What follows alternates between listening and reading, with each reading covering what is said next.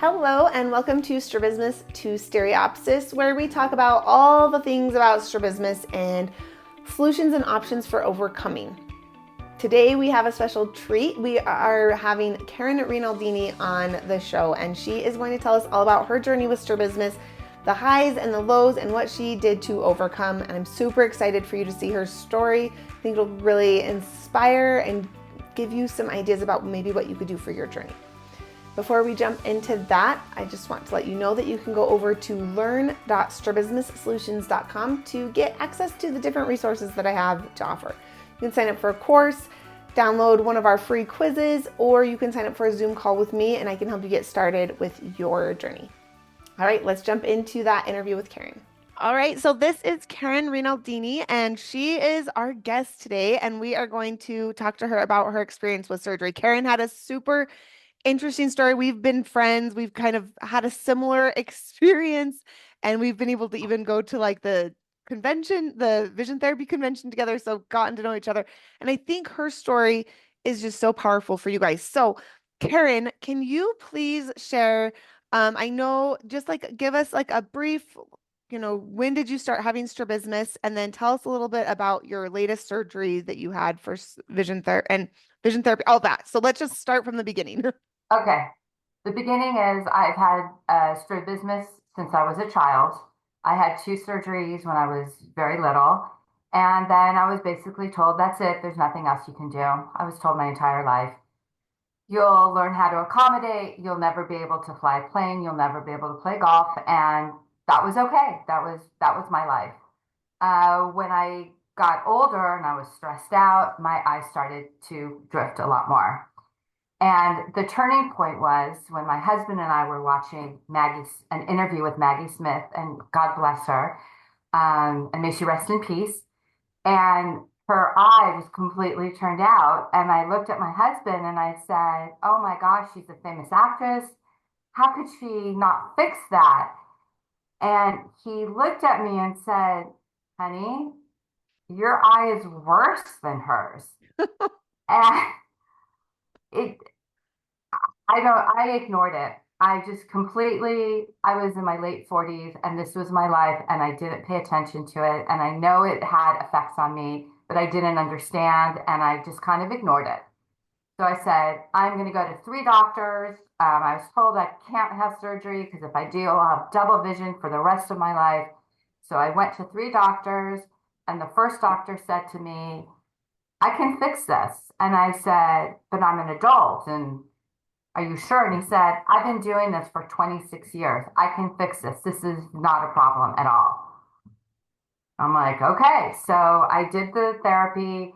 I did the surgery. It was amazing. It was really exciting to have straight eyes. And that was wonderful until I started having some issues. And I've had low blood pressure and low blood sugar in the past. So I thought it was that. I was a little dizzy. I was a little off. At night, my eyes, I would say they were just could not see straight. But what I didn't know, because no one explained to me, my eyes alternated. They didn't see together. They saw one at a time. And they could not understand how to work being straight. So they would just boop, boop, boop, boop, boop, boop, boop. And it was getting worse and worse. And I went on a trip. I live in California. I went to Oregon. And the second morning I woke up, went up, wanted to use the restroom, and I could not.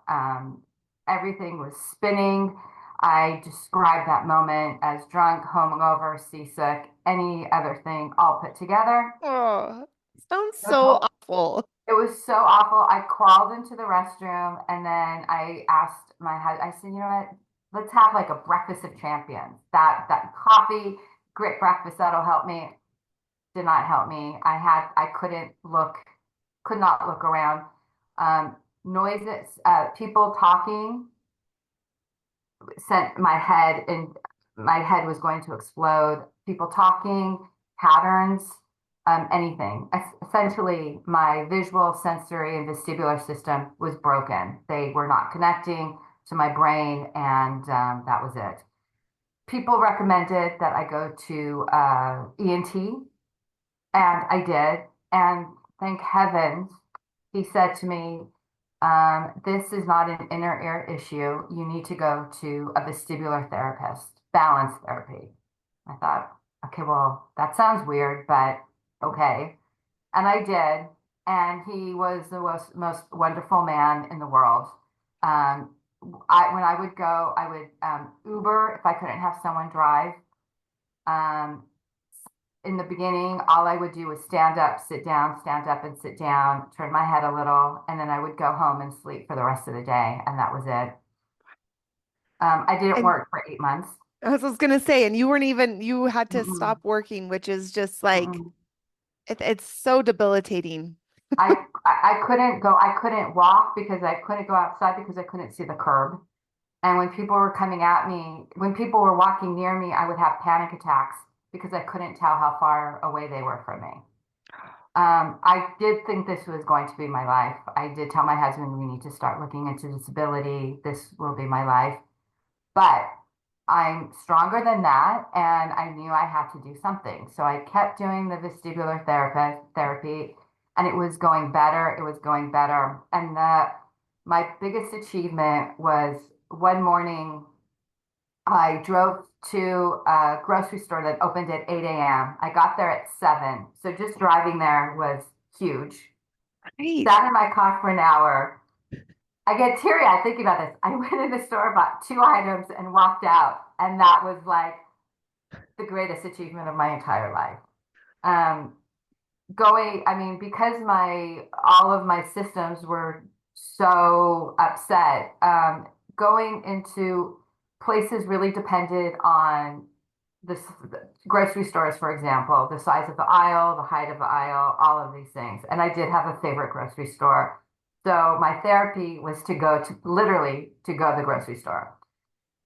So finally, he said, my savior said, I can't do anything more with you. You need to go to vision therapy. And by the way, before this, I went to neurologist, ophthalmologist, neuro-ophthalmologist, every doctor I could possibly imagine. I kept going, kept going. I even used some family connections I had to go to the greatest doctor in the world who told me I had vestibular migraine. And I walked out and I said, he's wrong. He's wrong. And my husband said, he's the greatest doctor in the world. I said, he's wrong. So I kept going and going. The first optometrist I went to said, there's nothing I can do for you. You're too old. I can't help you. And then I went on to a second optometrist therapist that helped me, that was helping me move forward. But then I felt like, you know what? I don't know. I felt like I needed someone different. So I found my second optometrist vision therapist. She took me to the point where I saw in 3D. And that was pretty incredible, except seeing in 3D for the first time was a miserable experience. Yes. I think it was for you too, right, Melissa? Well, sometimes my very first experience was amazing and just I was bawling, but then there were many after that that were just like, oh, this is horrible. Horrible. I was on the freeway and the signs were just looked like they were floating in space and I didn't feel connected to the ground. And I Hmm. just started crying and crying and I had to pull over.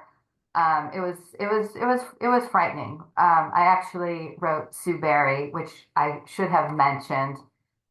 Reading her book also changed my life because reading her book made me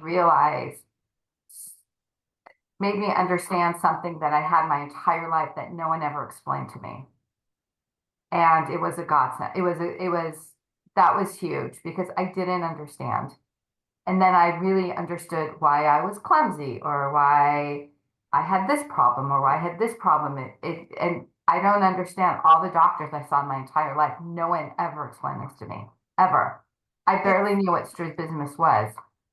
Um, it's so amazing that they don't bring it up. Like, and it's not just you, it's like every single one of us with strabismus, like there's so many people who just think there's nothing you can do. There's nothing you can do. There's nothing you can do. And what's amazing about your story that I love so much is that you just kept going. Like you just tried, it's like vestibular therapy, amazing. Like I work as a vision therapist, and there we totally have patients that are all we send to vision vestibular therapy because it's all connected, but there's just so many different things that can help when you're like, feeling so symptomatic. Anyways, it's just I'm so glad that like the word is getting out. I feel like with you, um you run your Facebook group, the looking ahead adult Strabismus Absolutely. support. So for all of you who are on here, I'm going to put that link in the description, but there's so much support now and there's so much information. I so as you're going through that, what was it that kept you going? Can, for 8 months, for months and months you're going and not necessarily getting these big results. I know that you did a lot of vision therapy before you really got that 3D. Like what kept you going? I think I've the to me the prize is the 3D. I mean, Okay. that's the prize. I really, really, really want it. I'm now on my third vision therapist. Hmm. I finally can do the Brock strain appropriately. We in the past we skipped over that, which was okay. Hmm. But this vision therapist said, no, you need to be able to do this. So I was able to do it. Um, I heard, I'm not sure who said this, but so I mean, it may have been Sue Berry. So I think it was her. Accommodating is great. That's wonderful. Then I'm a great accommodator, but I want the real thing. Uh-huh. Real thing. I want the real 3D. I can see a little coming off the screen. You know, my 3D TV, and I watch the movies, and I want it. But I also driving is the real problem. And most, by the way, your article you wrote was incredible. So thank you for your article about driving. Driving has become a real problem. Like Hmm. I, and the reason why it's a problem, which is a good thing, is that my depth is improving, so it's not stable. And right, so having this depth perception that's coming together is making it really difficult to drive. So there's always something that there's always something that I'm going after. And I'll tell Okay. you, vision therapy, I cannot tell you how many times I've said, I appreciate the confidence you all have in me and thinking I can do this, but I don't know that I'm going to be able to do this. And everything I've accomplished has taken so long, just so long. And I'm not young and it's harder, but it doesn't matter. I mean, I just want to tell everyone you can do it. You just you have to be patient, you have to be consistent, and you just have to work on it. And with me, one thing that was really exciting, I can't do it, I can't do it. And then I would have a feeling, and I think we've spoken about this, where my brain says, I don't see it, but I believe you that it's possible. Like I don't see it yet, but my brain is saying, You can well, feel it. I feel it. Like I don't see it, but I feel that it's possible. And I keep doing it. And then you get a little. And when I look back and see everything I accomplished, it's really incredible. I'll tell you, I had natural childbirth twice and I ran a marathon. And those were always my proudest moments. But this, I mean, is way, way bigger and better than any of those other things. And I mean, it's possible. I mean, if there's one thing I want to say, it's not easy, it's not cheap, but it's possible. And it is so worth it. I love one of the things that you talk about a lot is Sue Berry's book. And I see so many similarities between you and Sue Berry because your surgery, your eyes were straight, but you were alternating just like Sue. And I think having people like that you can watch and say, okay, she did it, and then following like, Yes. okay, it wasn't quick. It wasn't, it's not like this like on off switch, like, oh, okay, now I can see this way. But I love having that someone that you can kind of look up to, which is so fun that there's more people out there now that are sharing their stories, which is so fantastic. And I also love that you were open to a lot of different things. You weren't just like, this is the only way. Like it has to be surgery, it has to be vision therapy, has to be vestibular, right? Like you were just so open. And I think that's what helped you have so much success too, is that you were you were just like you were like, okay, what can we do? What can we do? And you were looking for answers and working hard. And I think that a lot of times, especially after a strabismus surgery where, people are getting double vision or feeling like, that's the vestibular problem, like all of that, it's so discouraging and people think, what have I done? I can't do anything to move forward. And I think that you can be that example of like, okay, this really sucks. And now what? Like, what are we going to do about it? And as you just keep looking for answers, it guided you. It's like, okay, this person led me here and this person led me here. And it led you to finding solutions. And it's not perfect yet, but we're getting there, No, it right? will be. It will be. I'm not done. I'm not Yeah, done. I I love mean, it. as you know, I've flown to other states to see doctors. I've tried so many different therapies. Um, I'm and still I can't waiting for wait you to to come back come and to I my can't office. wait to come back and say, hey, my driving's great. I'm seeing the float off the screen with my 3D movies. It will happen. It will happen. I don't care if I'm 70 years old, it will happen. Thank you so much for coming. Thank you for sharing our story. Thank you for being an inspiration for people with strabismus, for the support group that you are helping create and keep going. It is just so helpful for people to just have the information. So thank you, Caryn, for being with us today. Thank you, and you are amazing. And you are a huge part of what I do. So thank you. You're the best.